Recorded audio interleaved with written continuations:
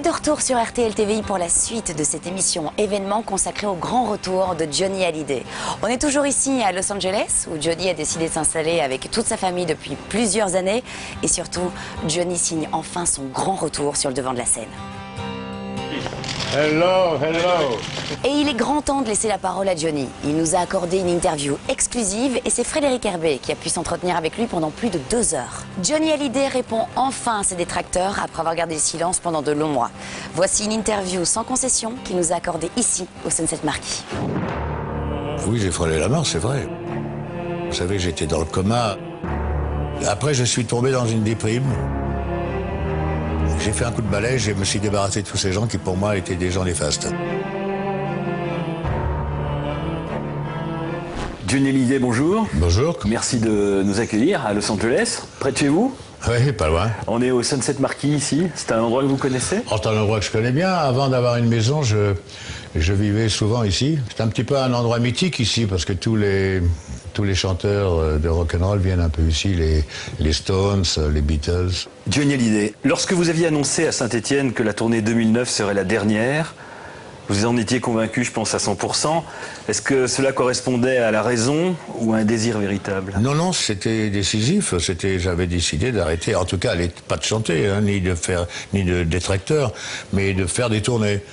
Je fais des tournées depuis que j'ai 15 ans, et que bon, j'ai fait le tour. Et puis j'étais un peu lassé, quoi, de faire des tournées, d'être dans des hôtels tout le temps et tout. Puis maintenant, j'ai des petites filles, etc. J'étais lassé. J'étais avec une équipe de gens avec qui je travaille depuis longtemps, qui m'avaient lassé également parce qu'ils avaient une façon de travailler qui était un peu à l'ancienne, qui n'avait pas de renouveau. J'étais un peu lassé de tout ça. Vous allez bien ce soir? Tant mieux parce que moi aussi.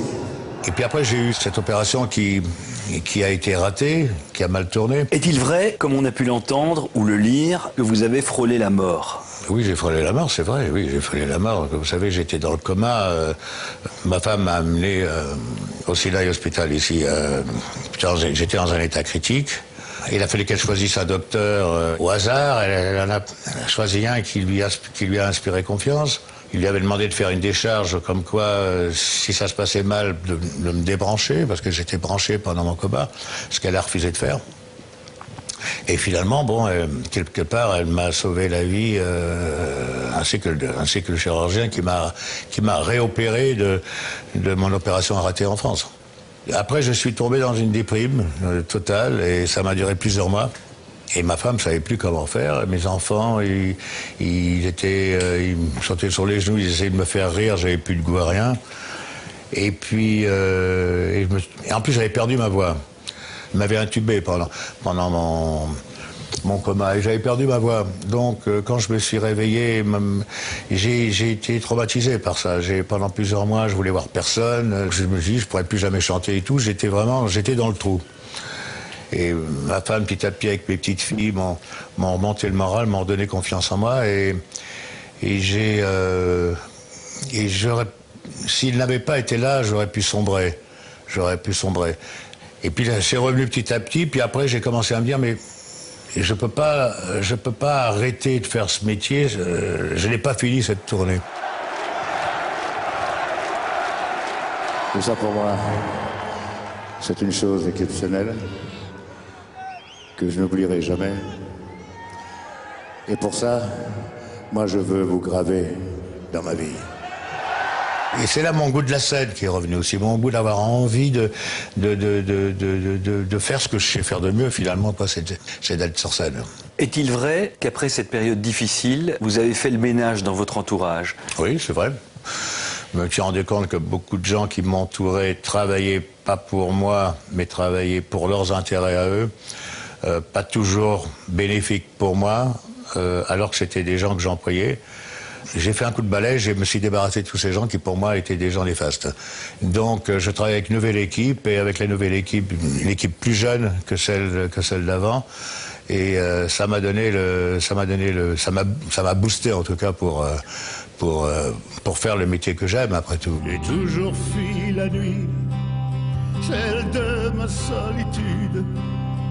C'est pas toi qui me nuis, mais tes attitudes.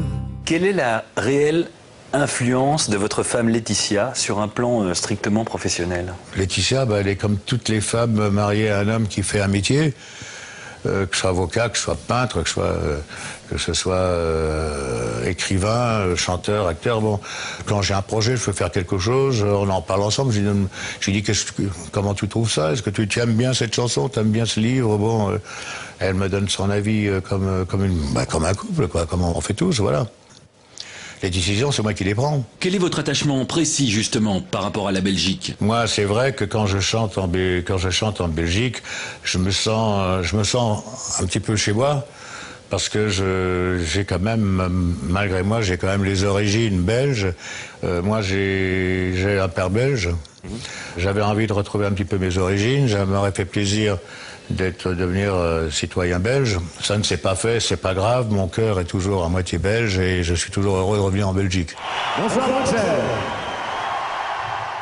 Vous vous êtes fait des nouveaux tatouages aussi pour la sortie de l'album Jamais Seul? Ouais, d'accord, là, ici. Qui là? C'est quoi ce symbole? Est-ce que qu'on voit partout sur alors, l'affiche? vous savez, bon, j'ai fait faire cette croix, mais au lieu du Christ, j'ai mis un rocker, voilà, avec une guitare. Donc voilà, c'est ma façon à moi de croire en Dieu, quoi. Alors c'est ma dernière question. Qu'aimeriez-vous qu'on retienne de vous le jour où vous ne serez plus sur cette terre? Ah, que j'ai été un bon papa. Rendez-vous Johnny le 9 juin 2012 au Stade Rombonnois à Bruxelles. Merci Avec beaucoup. grande joie, merci. Merci pour cet entretien. Merci. Et à bientôt Johnny. À bientôt.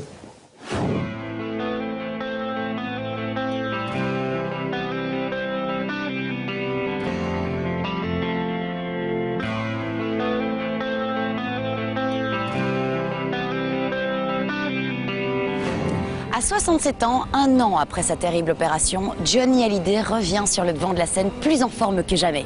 Un retour très attendu qu'il a préparé avec le chanteur M, le fils de Louis Chédid. Et ils se sont enfermés ici, à Los Angeles, dans un studio pour réaliser Jamais Seul. Jamais, non jamais seul. Issu de deux générations différentes, comment a-t-il fait pour travailler main dans la main? Comment Johnny a-t-il préparé ses retrouvailles avec son public? Nouveau son, nouveau style. Ce nouvel album pourra-t-il séduire les fans de la première heure? Tentative de réponse. J'ai toujours fui la nuit, celle de ma solitude. Jamais Seul marque donc le retour dans les bacs de Johnny Hallyday. Un album moderne réalisé en un temps record, mais également un vrai changement de cap imaginé par Mathieu Chédid, le fils de Louis. À 39 ans, ce chanteur fantasque et compositeur brillant, plus connu sous le pseudonyme M, a réellement tapé dans l'œil du rocker.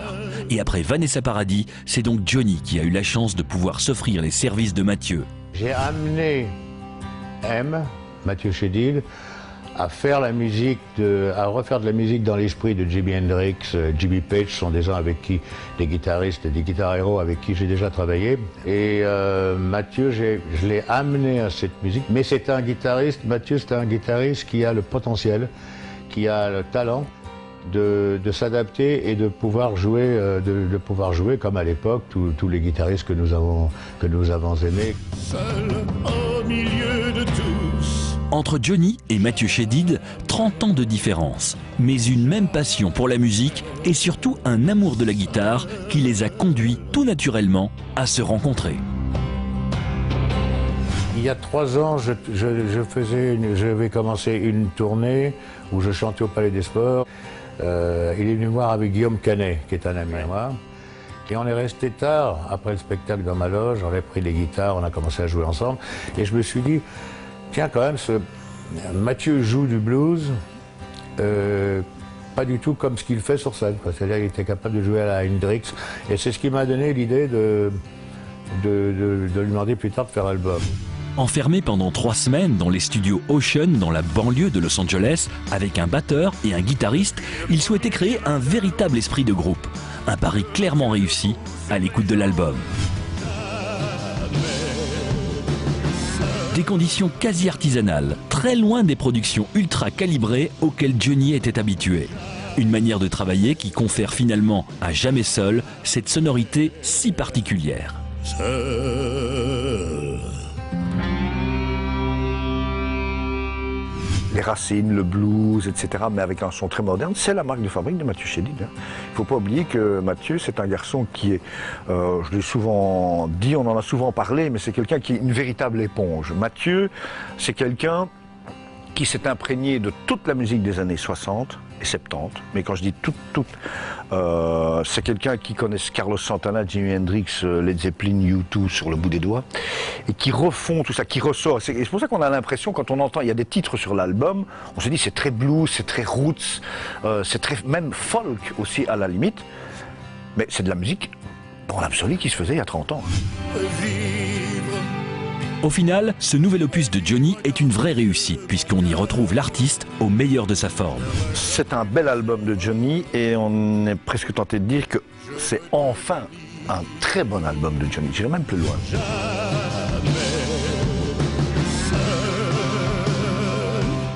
Un nouvel album qui trouvera naturellement un prolongement sur scène puisque le rocker partira sur les routes pour sa tournée des stades 2012. Alors les fans de Johnny Hallyday peuvent déjà bloquer la date du 9 juin 2012 car il sera en Belgique, à Bruxelles, au stade Roi-Baudouin. Un rendez-vous qu'ils attendent avec beaucoup d'impatience et qu'ils espèrent tout aussi impressionnant que le show de juin 2003.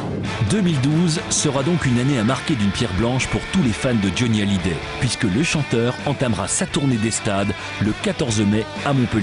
22 dates sont d'ores et déjà prévues en France, en Suisse et en Belgique. Mais le rocker ne s'arrêtera pas là, puisqu'il enchaînera avec une trentaine de shows en Italie, en Allemagne, en Russie ou encore aux États-Unis. Des rendez-vous fixés pour la plupart dans des stades. Moi j'aime bien les stades parce que j'aime bien le public, j'aime bien avoir une foule. En mai dernier, Johnny avait fait ses adieux au public belge sur la scène de Forêt Nationale. Pourtant, il sera bien le 9 juin 2012 au stade Roi-Baudouin. Comme je m'aperçois une fois de plus, c'est que je fais encore une fois chez moi la Belgique avant le Stade de France. Alors comme ça, la Belgique découvrira mon spectacle avant Paris. Alors que 100 000 places se sont vendues en une seule journée, la tournée s'annonce d'ores et déjà comme triomphale. Ce sera très musical, je crois que ce sera très basique. On ne va pas avoir 25 musiciens sur scène, comme on a pu le connaître, avec des danseurs, des choristes, des cuivres, enfin tout ce que vous voulez. J'arrive en voiture, je descends du ciel d'hélicoptère. Je crois qu'on va se diriger vers quelque chose d'un peu plus, entre guillemets, moderne. Je crois que c'est une volonté aussi de Johnny. Les derniers spectacles que j'ai faits, c'était toujours des scènes un petit peu, des villes détruites, un petit peu, bon. Là, ce que j'ai envie de faire une scène plus avant-garde, plus moderne, plus lumineuse. J'ai beaucoup aimé le dernier concert de U2. C'est un peu dans cet esprit-là d'ailleurs ce que je voudrais faire. Pas ça, mais un petit peu dans l'esprit en tout cas.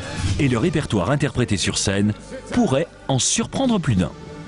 Ce que j'essaye, c'est d'écrire des chansons aussi peut-être pour en faire une ou deux qui soient des nouveautés pour la scène sans les avoir enregistrées. C'est un nouveau Johnny. Alors, il faut rassurer tout le monde. Les concerts, il y aura toujours les grands classiques. Voilà, Johnny qui ne chante pas Gabriel, ça il l'a dit à chaque fois. Qui ne chante pas Gabriel, qui ne chante pas Que je t'aime, qui ne chante pas Tennessee. Ce sont des chansons, je veux dire, dont il ne peut pas se passer. Jamais seul sera-t-elle la dernière tournée de Johnny? Il est certainement trop tôt pour le dire. Mais une chose est évidente, sa belle histoire d'amour avec la scène est loin d'être terminée. La première fois qu'il avait annoncé, voilà, c'est ma dernière tournée, le tour 66, et puis c'est terminé, je ferai encore des disques, mais c'est terminé. Je me rappelle lui avoir demandé comment se fait-il que quand vous dites ça, je ne vous crois pas. Il a souri et il a dit, la scène, ça reste la scène. Avec cette espèce de lueur, on voit que c'est quelqu'un qui adore ça. Et voilà, c'est ici depuis Los Angeles que je vous souhaite de passer une très très belle soirée sur RTL TVI. Merci d'avoir suivi cette émission événement consacrée au grand retour de Johnny Hallyday. Et si vous voulez revoir l'entièreté de l'interview exclusive ainsi que l'émission, très simple, www.rtltvi.be.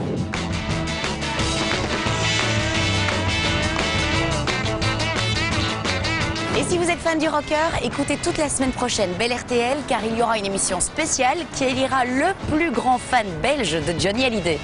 Merci d'avoir suivi cette émission, très belle soirée et à bientôt.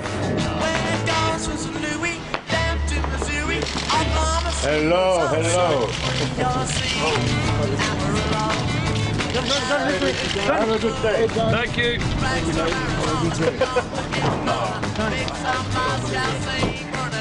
Ça va? Allez, à bientôt. Hein.